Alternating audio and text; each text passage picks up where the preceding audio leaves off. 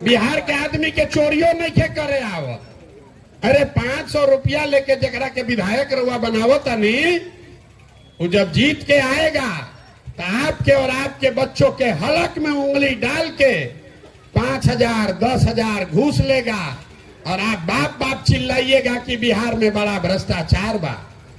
हम पैदल चलत हनी 2 बरिस से, एगो हजाम मिलन हमारा रामनगर में, पूछने के भैया बताओ 35 बरिस से लालू नीतीश चलावत रंजा बिहार, ये दोनों में क्या फर्क बा? तो कहलस बहुत बढ़िया बात है भैया, हम तो हजाम हैं, अपने भाषा में बताई 35 बरिस के लालू नीतीश के राज में कोई फर्क नहीं है। जनता का हजामत तो दोनों में पूरा पूरा बनल बा। खाली फर्क इतने बा कि लालू के राज में जनता के हजामत अपराधी सब बनावत रहसन, और नीतीश के राज में हजामत अब अधिकारी सब बना रहल बा सब। लालू जी के राज में अंधेरा होने के बाद अपराधी सब गन लगाकर लूटता था। आई नीतीश भाजपा के राज में अधिकारी सब ब्लॉक में थाना में दीने में कलम लगा के लूटता सब। कोई ऐसा आदमी नहीं खान जेकि थाना में ब्लॉक में चल जा उनका 2,000 देले बगैर काम हो जाए। लेकिन 5 बरिस घूस देला के बाद, कष्ट कटला के बाद अभी भाजपा के आयल बड़न विधायक वोट मांगे तो सब आदमी अपन दाखिल खारिज के कष्ट भुला गए। अब नीतीश कुमार में उनका खराबी नहीं खे दिखत, अब उनका दिखत अब भूमिहार के है आगरा के है पिछड़ा के है। अब उनके के जाके वोट दी हन, तब वोट दी हन तब चुनाव के बाद नीतीश के लोढ़ा खई हन। यह कहे आइल बानी, न सुधरिएगा आप, क्योंकि आपको सुधरना ही नहीं है। जब आपको अपने और अपने बच्चों की चिंता नहीं है, वो आदमी दूसरे का चिंता क्या करेगा? यही बताने आए। अभी कोई कहतन राय जी कि प्रशांत किशोर का हाथ मजबूत कीजिए। अरे भाई, हमको आपका साथ ना चाहिए, आप हमारा हाथ क्या मजबूत करिएगा? आप तो अपने बच्चों का हाथे नहीं मजबूत कर सके, आप हमारा हाथ मजबूत कीजिएगा। हम कितना पूर्वक बुझते हैं आप। अरे जो आदमी अपने बच्चा के लिए नहीं खड़ा हुआ, वो प्रशांत किशोर के लिए खड़ा होगा। हम 2 बरिस पैदल चले कि 20 बरिस चल दी, आप न सुधरने वाले हो रे भाई। यही बताने आए। कोई वोट वोट न मांगते हैं, हाथ वोट नहीं जोड़ते हैं। ये भी नहीं कहेंगे राय जी जैसा कि आप अंगड़ाई लीजिएगा तब बिहार बदल जाएगा। घंटा कुछ नहीं होगा। आपका दुर्दशा जरा जाकर देख लीजिए रोड पर। हम आ रहे हैं गाड़ी से, इससे पिछड़ा इलाका कोई नहीं दिख रहा। काची के अंगड़ाई, खाली घर बैठ के अंगड़ाई लिया था। आपका दम कुछ नहीं है, आपका दम कुछ नहीं है। अगर दम होता तो ये जो नेता सब आप पर राज कर रहा है, इसको उखाड़ कर आप फेंक देते, लेकिन आपको दम नहीं है। कहता है बिहार में एक बिहारी 100 पर भारी। हम कहते हैं आपसे ज्यादा कोई कमजोर नहीं है। एगो गुजराती 100 गो बिहारी के मजदूर बना के खटावत ऐसे आदमी मोछ ऐठा ताड़न। एक बिहारी 100 पर भारी।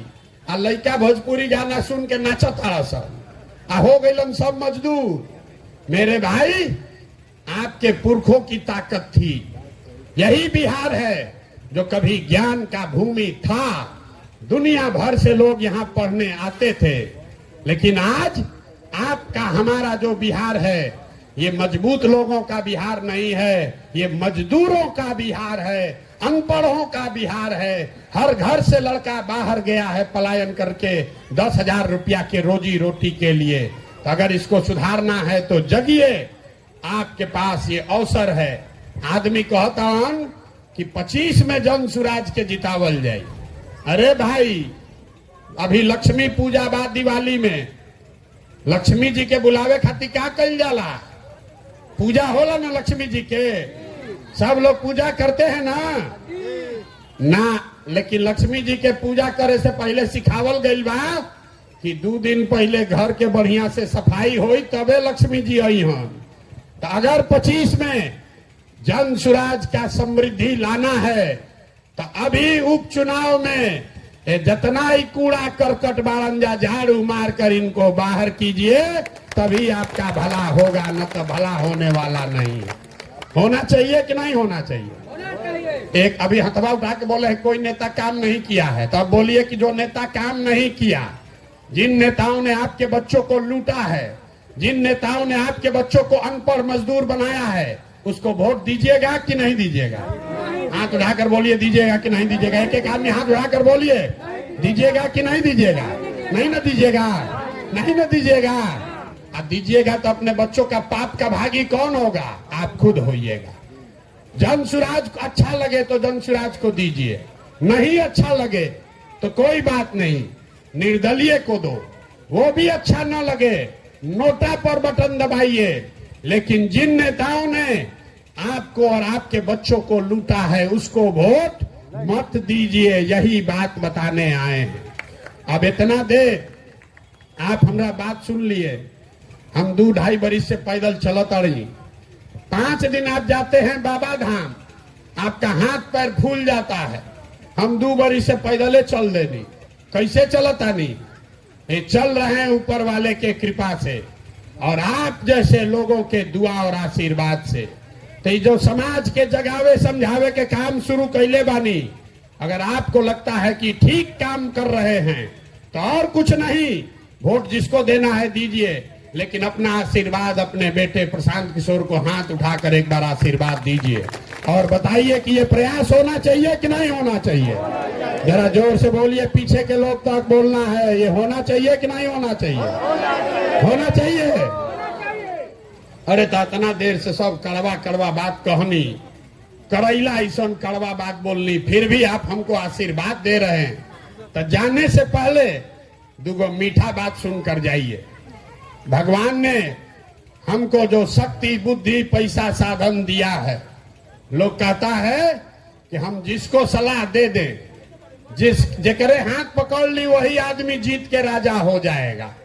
तब की हाली संकल्प लेके आइल बानी, जितना शक्ति भगवान देले बाड़ा, अगला 2 बरिस में पूरा बिहार पैदल चल के यहाँ पर ऐसा व्यवस्था बनाएंगे जिसमें लालू का राज नहीं, नीतीश का राज नहीं, मोदी का राज नहीं, प्रशांत किशोर का भी राज नहीं। 2025 में आपका जनता का राज कायम होना चाहिए। होना चाहिए कि नहीं होना चाहिए? जोर से बोलिए, होना चाहिए कि नहीं होना चाहिए? होना चाहिए ना। तो जब ये जनता का राज 2025 में बनेगा तो नाल एक 2-3 संकल्प बा याद कर लीजिए। नाली गली बने चाहे मत बने, स्कूल अस्पताल जब सुधरी तब सुधरी, लेकिन पहला संकल्प है कि साल भर के अंदर जितना आपके घर का बाल बच्चा गया है बाहर मजदूरी करने, जो बच्चे यहाँ बेरोजगार बैठे हैं, उसको नौकरी हो या न हो, लेकिन सभी के लिए कम से कम 10 से 12 हजार रुपया के रोजी रोजगार का व्यवस्था यहीं पर करके दे दिया जाएगा। होना चाहिए कि नहीं होना चाहिए? होके चाहिए तो जोर से बोलिए, होना चाहिए कि नहीं होना चाहिए? तो आपकी हाली छठ में लड़का है, यह सन छठ में आपका पति आपका भाई आएगा तो उसको बोल दीजिएगा कि अगला बरिस छठ में जब आईबा 2025 के छठ में आईबा तो फिर मजदूरी करे खरे खातिर बिहार से बाहर ना जाए पड़ी। प्रशांत किशोर का वादा आपसे है। और यहाँ जितना लोग 60 बरिस से ज्यादा उम्र के हैं, नीतीश कुमार 400 रुपया का आपको भीख दे रहा है। महंगाई के जमाना में 400 रुपया दे रहा है, अपने बैठा है कोठी में, गरीब आदमी को दे रहा है 400 रुपया। तो इसलिए तय हुआ कि जब ये जनता का राज बनेगा तो 60 वर्ष से ज्यादा उम्र के हर महिला पुरुष को कम से कम 2000 रुपया महीना पेंशन के व्यवस्था जरूर कर दी जाएगी। होके के चाहे कि ना होके के चाहे? जोर से बोलिए, होके के चाहे कि ना? ना बोलिएगा तो ना हो। जोर से बोलिए, होने के चाहिए कि नहीं चाहिए? 2000 होके के चाहिए ना। तीसरा और अंतिम संकल्प, ये पैसा से गरीबी ना दूर हो। गरीबी दूर तब हो जब लड़कन के पढ़े के व्यवस्था हो। गरीब का बच्चा जब पढ़ने जाता है सरकारी स्कूल में तो या खिचड़ी खा के घरे चल आवता लड़का पढ़ते नहीं थे। हमनी के देखी जे सरकारी स्कूल में पढ़ल बानी जा, सरकारी स्कूल से पढ़ के यहाँ पहुंचे हैं। नीतीश लालू के सरकार में पढ़ाई का व्यवस्था पूरा बर्बाद कर दिया, गरीब का बच्चा सब मजदूर बन गया। तो जनता का जब राज अगले बरस बनेगा, तो जब तक सरकारी विद्यालय ना सुधरी तब तक आप अपने बच्चा को प्राइवेट स्कूल में भेजिए, अंग्रेजी स्कूल में, और उसका पढ़ाई का खर्चा फीस सरकार के ओर से भरा जाएगा। होके के चाहिए ना भाई, गरीब के बच्चा भी अंग्रेजी स्कूल में पढ़े के चाहिए ना, चाहिए कि नहीं चाहिए? तो हम आपसे मांगे कुछ नहीं, एक ही चीज मांग रहे हैं। जिन नेताओं ने आपको ठगा है, बर्बाद किया है, आपके बच्चों का जीवन लूटा है, चाहे आपके जात का है कि धर्म का, उसको वोट मत दीजिए, ना तो ऊपर वाला भी माफ नहीं करेगा। वोट नहीं ना दीजिएगा। जो ये लोग चोरी बदमाशी किया है उसको वोट नहीं ना दोगे भाई ना। भी बहुत आदमी हाथ नहीं कर उठावत ना, सुधरिए ना आदमी, हाथ उठा कर बोलिए, एक एक आदमी को हाथ उठाना है। वोट नहीं ना दीजिएगा चोर बदमाश को, जोर से बोलिए, दीजिएगा कि नहीं दीजिएगा? नहीं ना दीजिएगा। एक बार अपने बच्चों के लिए ईमानदारी रखिएगा ना। अब पैसा बटी तो ले लेबे के बाद, जे पैसा देवे आई उनका से पैसा ले लेबे के बाद, ये गरीबे का पैसा लूट के बैठा है। पैसा लेने के बाद अंदर जाकर जेकरा के मन हो ओकरा के वोट दिया। लेकिन पैसा जो बांट रहा है गरीब का लूट के, सबसे पैसा ले लेना है, आप ही का पैसा है, याद रही ना। तो वोट केकरा के दिया है? अब किया जॉन सुराज के देवे से ना हुई। एक बार संकल्प लीजिए, एक बार जीवन में वोट नेताओं के बच्चे के लिए नहीं, अपने अपने बच्चों के पढ़ाई रोजगार के लिए देना है। देना है कि नहीं देना है? अपना बच्चा के लिए जरा जरा वोट देना, हाथ उठाइए तो जरा हाथ उठाइए। किसको किसको अपने बच्चों के लिए वोट देना है? आज नहीं उठावती नेताजी के बच्चा खाती दी हंजा ना मनी हंजा। अभी बोलिए हाथ उठाकर, अपने बच्चों के लिए वोट देना है कि नहीं देना है? देना है।